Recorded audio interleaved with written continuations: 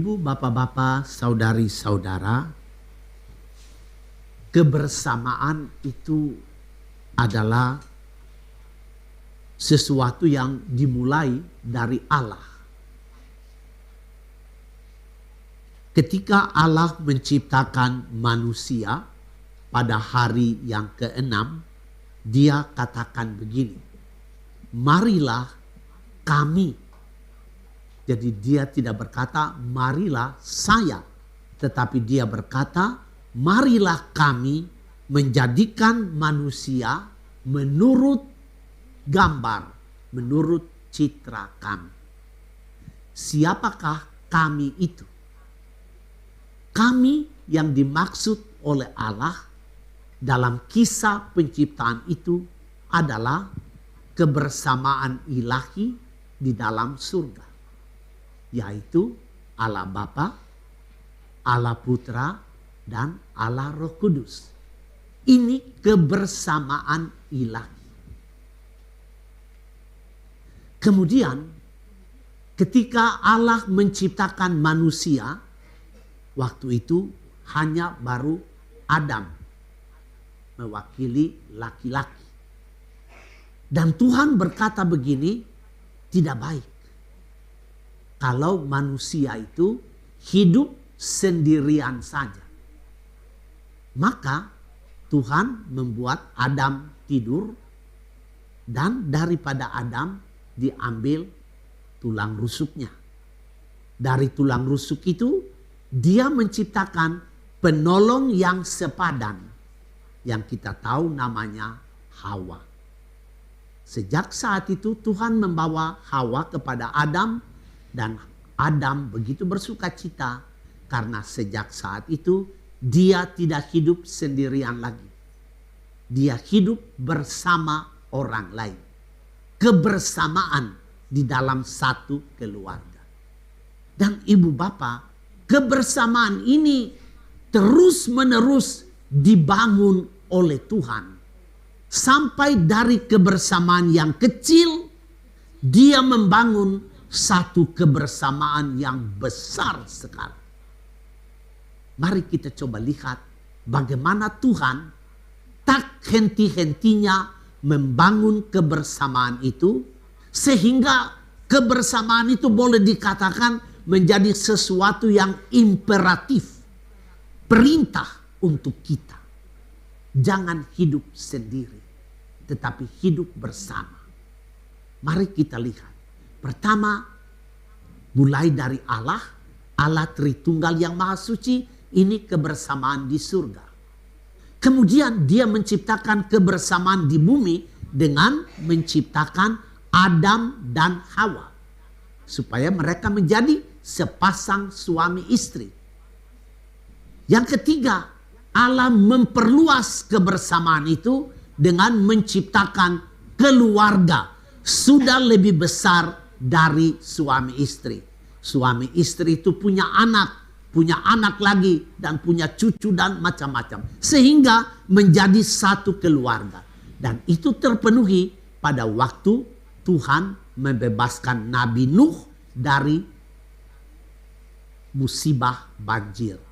Yang selamat adalah Nuh dan istrinya, anak-anak Nuh dan istri-istri mereka dan anak-anak mereka. Ini satu keluarga.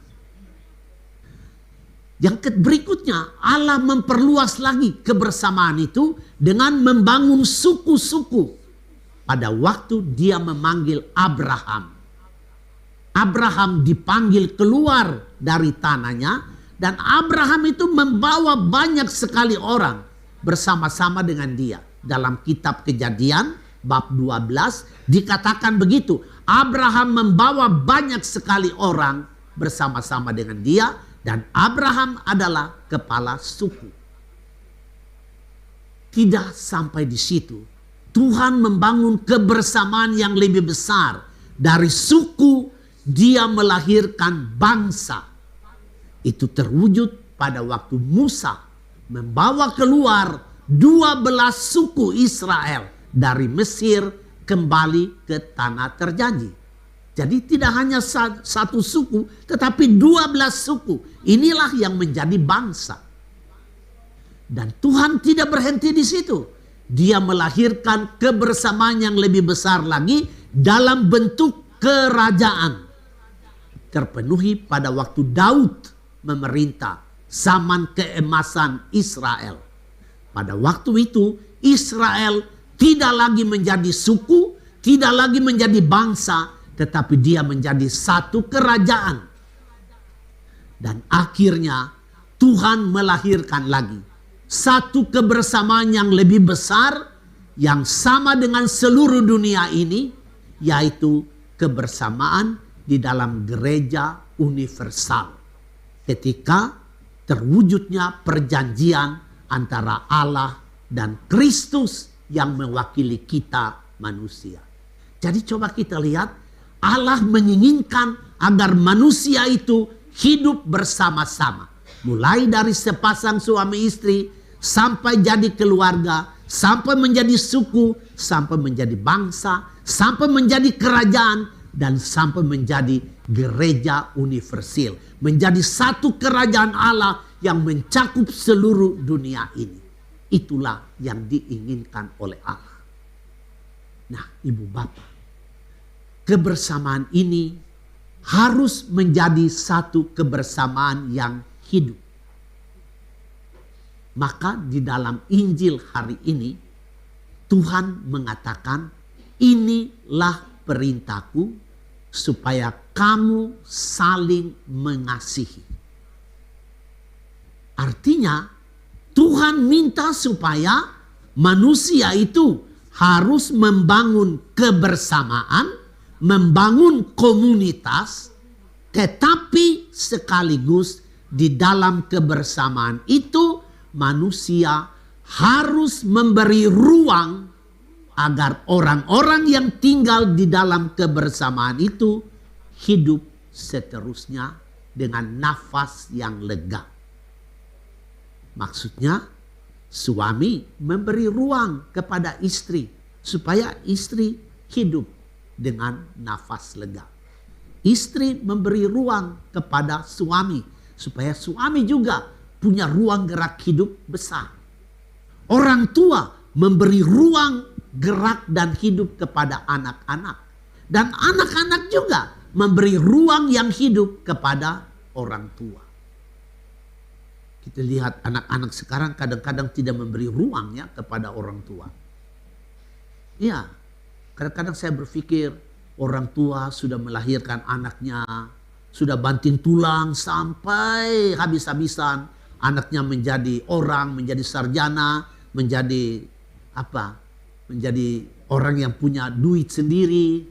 Sampai mereka menikah dan punya anak, anaknya dikasih sama opa dan omanya.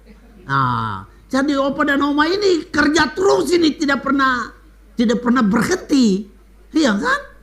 Ya sudah melahirkan anak, ya udah, lalu kemudian anak melahirkan anak cucu, anaknya tinggalin cucu ya kasih sama opa dan omanya.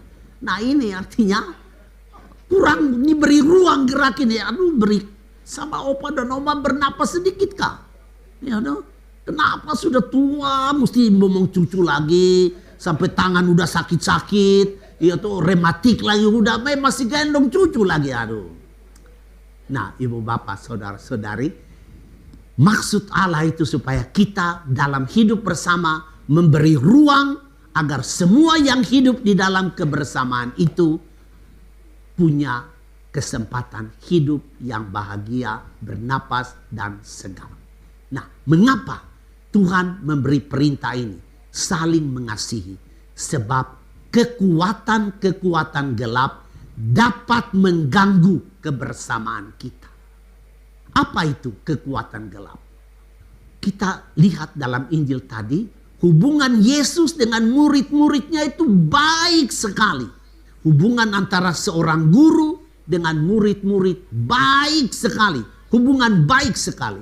Tetapi tiba-tiba ada kekuatan gelap yang mengganggu. Siapa itu kekuatan gelap? Yudas. Jadi kita coba lihat. Setan pintar sekali. Dia memakai apa yang Tuhan pakai, kemanusiaan Tuhan pakai untuk memperluas kerajaannya. Setan pakai hal yang sama juga untuk menggagalkan rencana-rencana Allah. Nah, saya kasih contoh Yudas itu di dalam keluarga kita. Keluarga sudah harmonis, sama-sama saling mengasihi, makan bersama-sama, pergi kemana-mana sama-sama, anak-anak juga ikut dan semua keluarga harmonis sekali. Tiba-tiba setan datang mengganggu. Dia berbisik kepada sang suami, "Hei, tidak baik engkau punya satu istri saja. Ada yang lebih cantik dari istrimu sekarang. Apalagi istrimu sudah keriput. Ayo cari yang baru yuk." Ini setan datang mengganggu. Kekuatan gelap datang mengganggu kebersamaan yang sudah harmonis itu. Akibatnya apa? Tadinya mereka bersama-sama. Lama-kelamaan bapak pergi pagi, pulangnya jam 12 malam. Yang dulunya pulang selalu jam 9, bisa makan malam bersama-sama. Sekarang tidak lagi. Itu akibat dari gangguan setan itu. Itu satu contoh kecil. Nah, itulah sebabnya Tuhan memberi resep. Resep untuk melawan ini. Melawan kekuatan gelap ini. Apa itu resepnya? Yaitu ya saling mengasihi. Buah dari cinta kasih itu dikatakan di dalam bacaan pertama tadi, tidak membeda-bedakan orang. Allah tidak membeda-bedakan orang. Nah, dalam kehidupan bersama kadang-kadang ini bisa terjadi.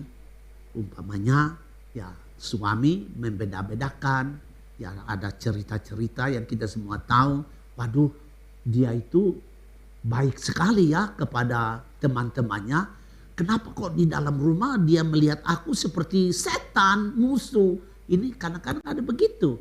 Ada sang suami yang begitu baik sekali, atau sang istri begitu baik sekali dengan teman-teman, tetapi di dalam rumah dia malah jadi monster begitu kan. Ya itu ada seperti begitu. Nah itu karena kita mulai membeda-bedakan, itulah memunculkan masalah di dalam kebersamaan. Maka Tuhan memberi kepada kita resep agar supaya kebersamaan itu hidup, harus ada saling mengasihi. Dan saling mengasihi itu berarti kita sama-sama tanggung kesulitan hidup. Bersama-sama saling menopang. Bersama-sama kita ingat apa yang Yesus ajarkan kepada kita. Ini adalah kebersamaan yang hidup. Saling menopang, saling mengingatkan, saling mengerti, saling memperhatikan.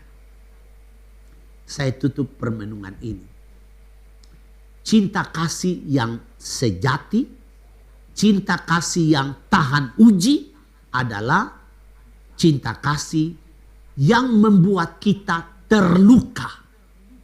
Kalau kita mencinta tanpa terluka, ini belum menjadi cinta kasih yang sejati. Makanya tadi di dalam Injil dikatakan tidak ada kasih yang lebih besar daripada kasih seorang yang menyerahkan nyawanya bagi yang dikasihinya, nyawanya bagi sahabat. Jadi cinta yang sejati itu adalah cinta sampai terluka. Nah itu namanya berkorban. Cinta sampai terluka. Dan ibu bapak tidak usah takut. Sebab cinta sampai terluka itu tidak sakit. Tidak menderita. Tetapi cinta sampai terluka itu menciptakan sukacita dan kegembiraan.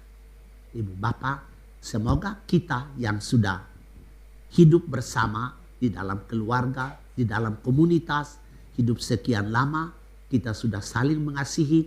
Mari saling memperkuat lagi cinta kasih di antara kita dengan memberi ruang seluas-luasnya supaya orang yang ada di dalam kebersamaan itu bisa bernafas lega, bisa bergerak dengan bebas, bisa tertawa, bisa mencurahkan isi hatinya.